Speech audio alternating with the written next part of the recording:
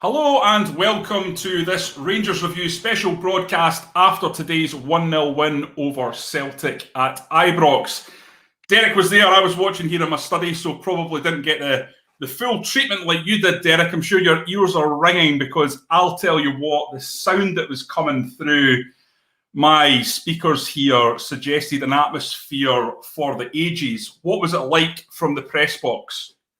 I almost feel like I've done a manual labour, Jonny, coming out of that game. You really feel it. It was rocking at times, Ibrox. It was the noisiest I've experienced it, to be honest. Throughout the whole game, I would say that the fans really turned up this afternoon. They made their presence felt. They were right behind the team from the off. And when the goal went in, you couldn't hear yourself think. The roof blew off. The main stand was the Bill Struth stand, but was bouncing. The whole four stands were bouncing all corners of the ground. It really was something else. And I've put in my player ratings. Borna Barisic, who delivered the cross to Helander, sprinted over to join in with the celebrations. Everyone, but the whole team was joining in. Phil Helander, it really felt as one, and it really was something to behold. That atmosphere today, it was cracking, and certainly the fans played their part for sure. Derek, your camera is shaking like you're on a roller coaster there. I'm feeling a little bit sick. Feel like I'm going on one of these rickety Blackpool roller coasters, so slowly juddering up as I watch you. So if I vomit off the side of my screen, folks, you know it's because I'm watching Derek there. Listen, we've had a few comments here already. Billy, who's a regular watcher, says, no Gerrard, 7 first-team players missing and still got the 3 points. Listen, ultimately, it's about mentality in games like this a lot of the time. You know, we love to delve into the tactics on the Rangers Review, Derek. And Joshua's not here today, but he will obviously be wanting to pick apart this game from a tactical point of view. And there was lots of interesting stuff going on.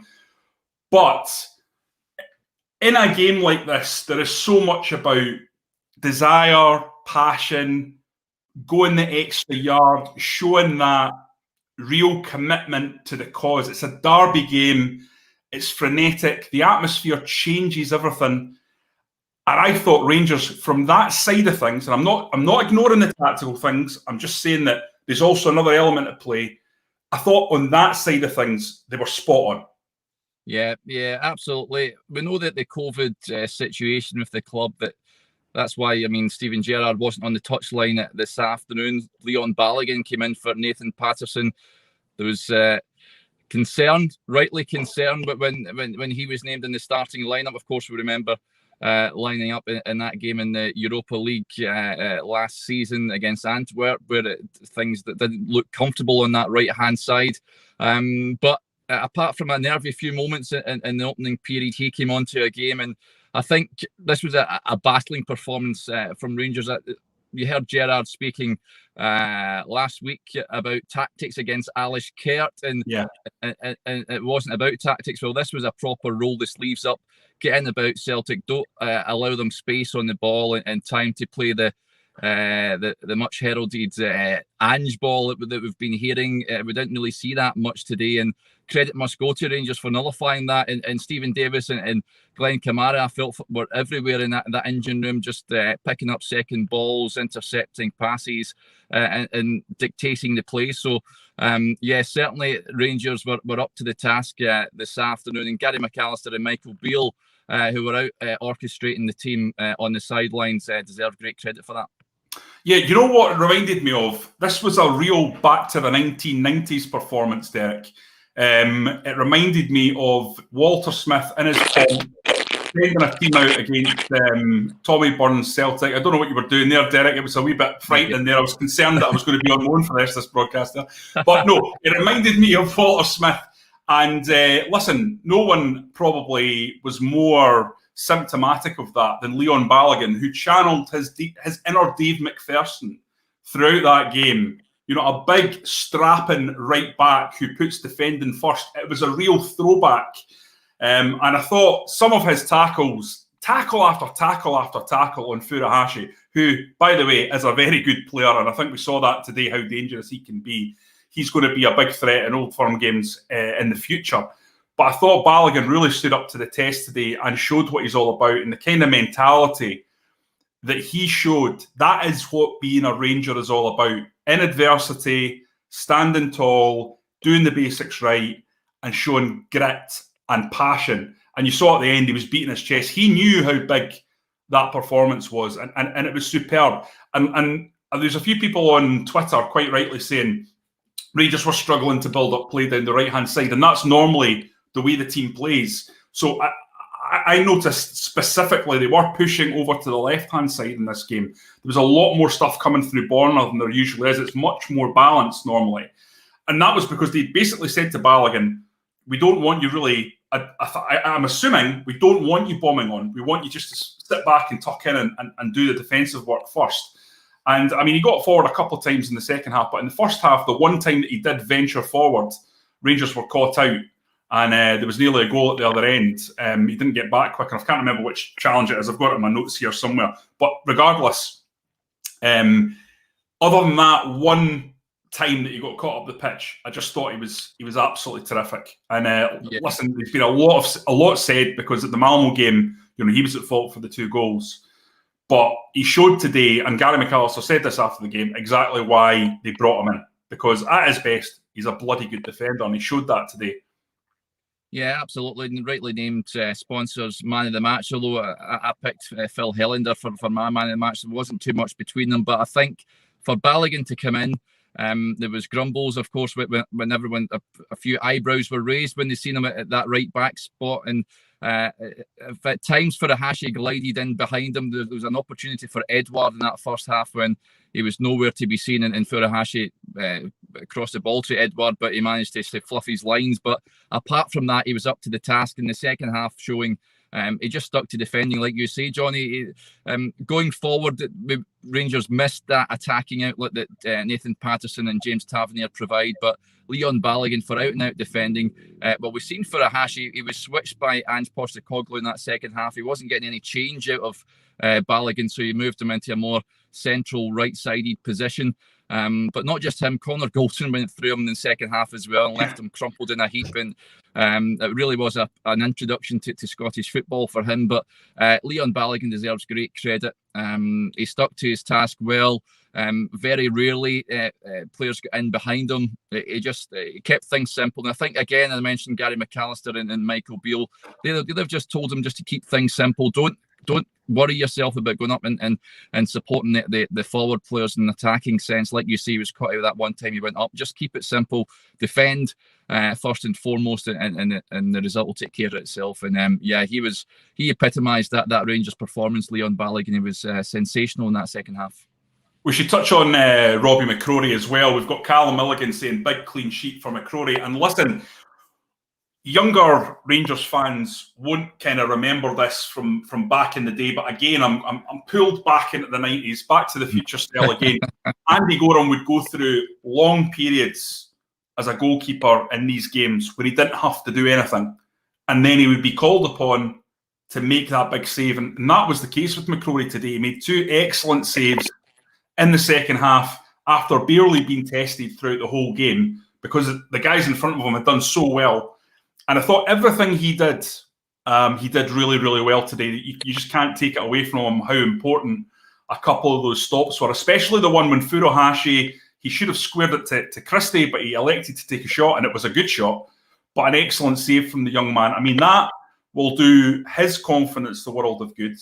And I think he can go out of this 2-game period thinking that he's really, truly started his career as a Rangers player. 2 huge games, 2 clean sheets, couple of outstanding stops, never looked flustered on the ball, thought he used the ball well. We know that that's something that can cause teams problems. You saw Joe Hart in the game. There was times when he looked very good clipping balls out, Joe Hart, but there was times when he looked a bit ropey.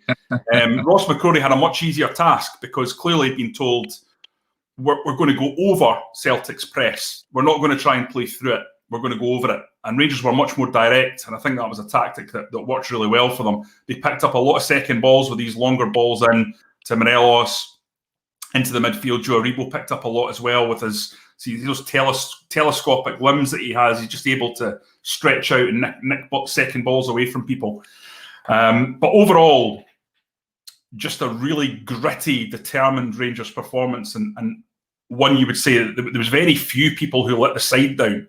If there was a one area of the pitch, Derek, for me, that just didn't quite function the way you would hope, I would say it was the front three, and not because they weren't trying, and not because they didn't have good moments, but just there was a lack, I think, of cohesion in that final moment, just to make something work. You know, it was almost they got themselves into lots of really, really good opportunities and just didn't quite make it happen. Now, I think we all know that with Rangers, it's quite a well-oiled machine, and that if one part of that machine isn't working, for example, Tavernier not being down the right-hand side, it does imbalance the attacking shape. And they did a few things to try and mitigate that throughout the game, but it was still apparent. So it was more difficult for them than normal. But there was things that they did really well. I thought they defended really well. Ryan Kent put in a power of work defensively. He was absolutely knackered at the end of the game, completely out on his feet. And you know, by the end of the game, you'd have to say he didn't have a great game, but I think for the vast majority of it, the sheer work rate that he had, and he always looked dangerous. Whenever he was isolated against Ralston, he looked really dangerous.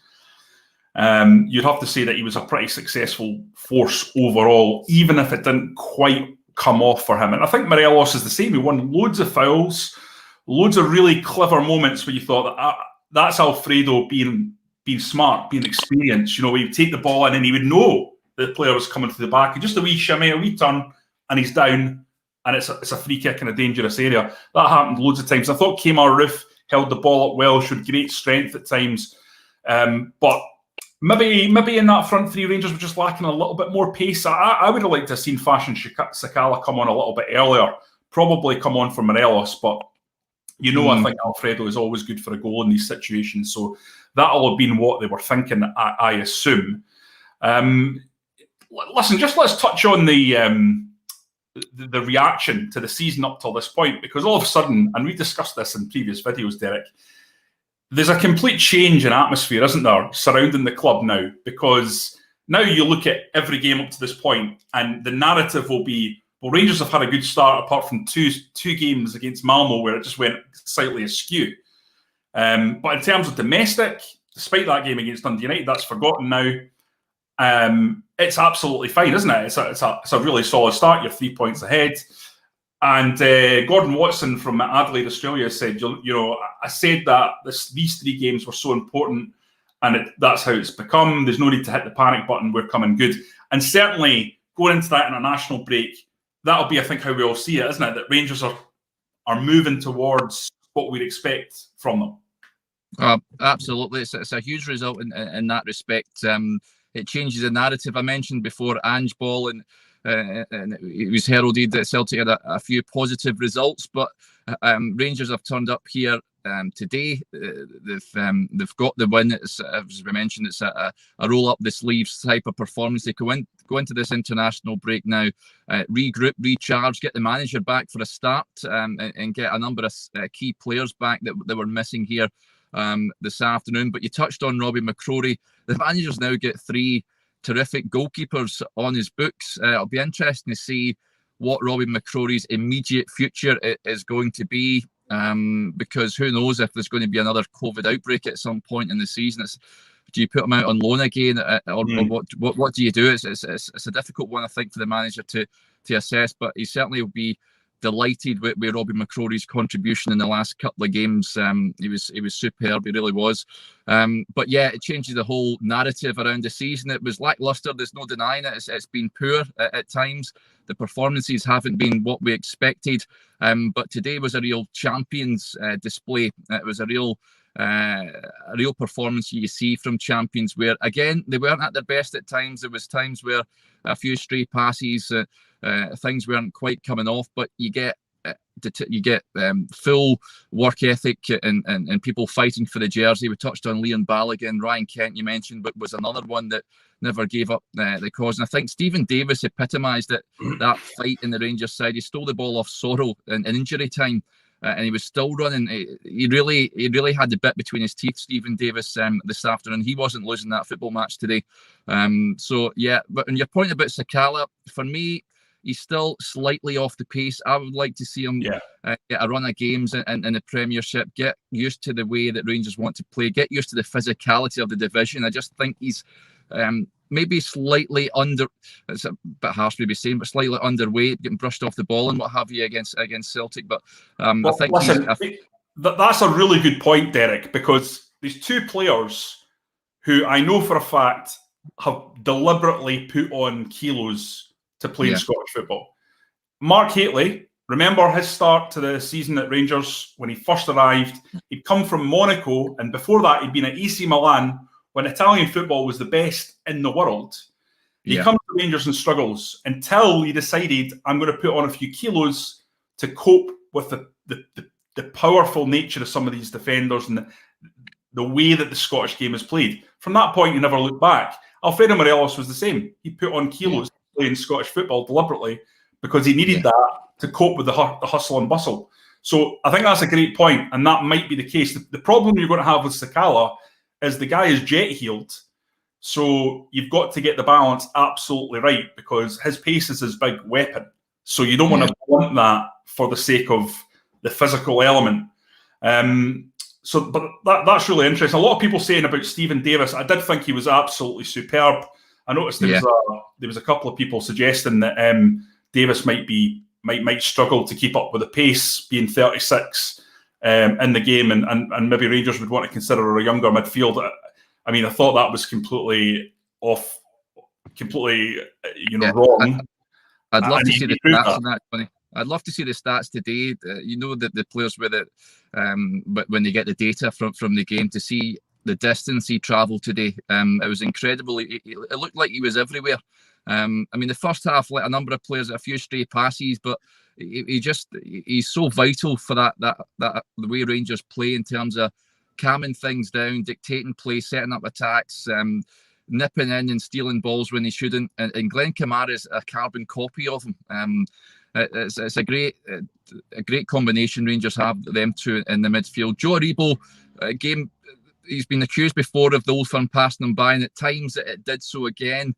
But again, he turned up at times with some fantastic touches and great passes. So that's just what you get, I think, with Joe Aribo. But Davis was head and shoulders at the best midfielder on today's showing. But Glenn Kamara wasn't too far behind him. It was a real terrific performance. I was going to say captain's performance, but they've got a number of leaders in that Rangers team. Of course, Conor Olsen had the armband, but you look at the likes of Stephen Davis, even Borna Barisic. I mean, again, some of his deliveries in the first half were pretty poor, but he set up the goal with the corner, and just before he was teeing up the small section down at the corner flag before he whipped in the corner, and that'll do him the world of confidence as well. That setting up that goal.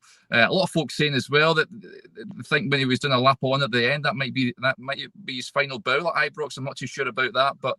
Well, that's certainly what Chris Boyd thought in the Sky Sports studio afterwards. Well, let's see. Let's just wait and see about that. You know, I mean, the one thing to say is if that's the case, then I think a lot of people will be disappointed, but will understand, especially with Calvin Bassey coming through. And listen, one of the players that people really talk about, but I really like from Rangers youth system is young Maxwell, who's a left back. So there is quality there in terms of fullbacks.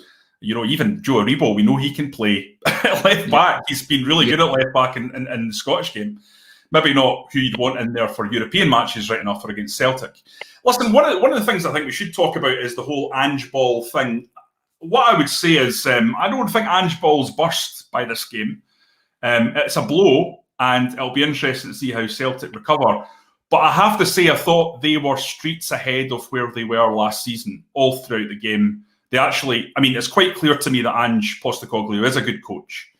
And Rangers, I think, will win this league, but I don't think it's going to be one where they're going to streak away with it. And I think if Rangers drop their standards, this Celtic team has enough quality and enough good players in it now that they could cause a problem.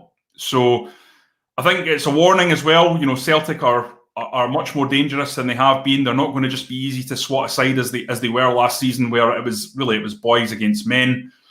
I don't know what you think about that, watching them in the flesh, but I thought while they have tactical issues, they're clearly going to take a lot of goals off weaker, more disorganised Scottish teams. And I think they're going to do well against the Dundees and St Mirrens of this world, as we've already seen.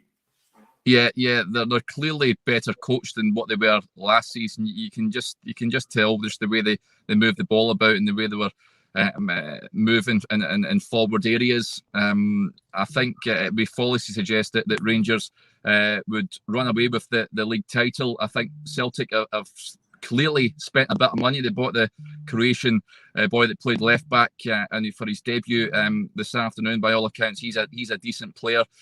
So they do have some good players there, especially middle to front. I think that they're very good. It's defensively that they're rather suspect. I know Roof really just couldn't impose himself in the game. Starfelt really had his number, especially that first half. But I think he would have been more exposed if Rangers had the likes of Patterson or Tavernier on that right side. Definitely. But defensively, he's got work to do, Ange. But certainly they are going to give Rangers a run for their money this season. There's no doubt about it. They're not going to run away with it and win the league by March this time around. Ange clearly, as you say, knows what he's doing. He's a good coach. Whether they can catch Rangers though is another matter. But I think we've definitely got a title race on our hands this season, which can only be good for Scottish football, of course. Yeah, and I think it'll be good for Rangers. Keep Rangers sharp. Yeah. You saw against Prague last season. I thought Rangers were a wee bit off it in both those games because they'd won the league. They weren't challenged. Yeah. They'd been that sort of slight malaise that came after winning the league. So I think having a challenger that's a little bit sharper will certainly help Rangers, and it'll keep Rangers where they need to be to continue their improvement if over the next few months and the rest of the season. Listen, before we end this, we call it a day. Let's have a wee chat about Filip Helander, because Derek, we've had many a debate on here about who should start at the back for various games, and you've been staunchly, steadfastly behind Filip Helander, whereas I've often said that I like Leon Balogun in there for his pace. So hit me with it. Give me it. Come on, slaughter me. He proved you right. Give me your best shot. That's a difficult one, John, because Balogun got named man of the match today, so maybe right back is his position. No, but no, in all seriousness, I thought Helander was quiet, just what we've come to expect from him. Quietly assured, never looks flustered. Looked at his opposite number. We just mentioned Starfelt, who looks uncomfortable, just the way he moves, and I would have doubts about him if I was a Celtic supporter. But for Helander, again, he covered for Goldson in the first half when Edouard looked to have broken free from Goldson. He just got caught in two minds, and he was over just to clear the danger, snuff it out, easy peasy. There you go. He loves defending. His goal was brilliant, powerful header into the back of the net as well. Yeah. I just think he's a terrific defender for Rangers. Of course, learned his trade in Serie A in Italy. Come over here. I would pick Helander. For me, I think I've said it on record, he's Rangers' best defender. He'd be the first name in the team sheet for me.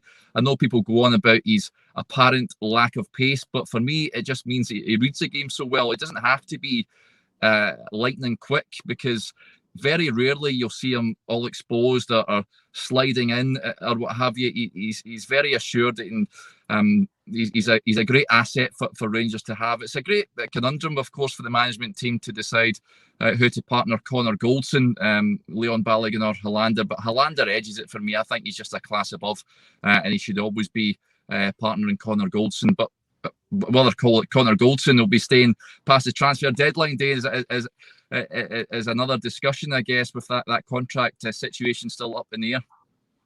And we'll just call it a day with one last final quote from Gary McAllister. He said, "Wow, the fans were outstanding," when asked about the backing they gave the players today. And I suppose the point I want to just quickly put to you, Derek, is I thought Rangers couldn't cope with playing in front of a crowd. Well, I think that's been put to bed, is it not, Jonny? I'd suggest so. Yeah. I mean, the crowd, we touched on at the start of the programme, the crowd was something else this afternoon. You couldn't, if you're a football player, those are the sort of atmospheres that's why you want to become a professional football player.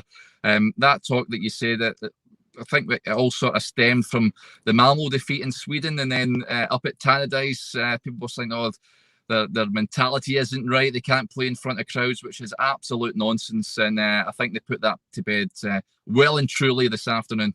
Yeah, it's palpable nonsense. It's been disproven over and over and over again, and once again today. So hopefully that'll be the last time that we hear that, because it's just painful. It's painful to see it because it's just it's so patently ridiculous. Anyway, we're going to call it a day there. We'll go and get some of our written work done. So we've got plenty more coming for you at the Rangers Review in the hours ahead as we react to what was a tumultuous and entertaining and fascinating game at Ibrox.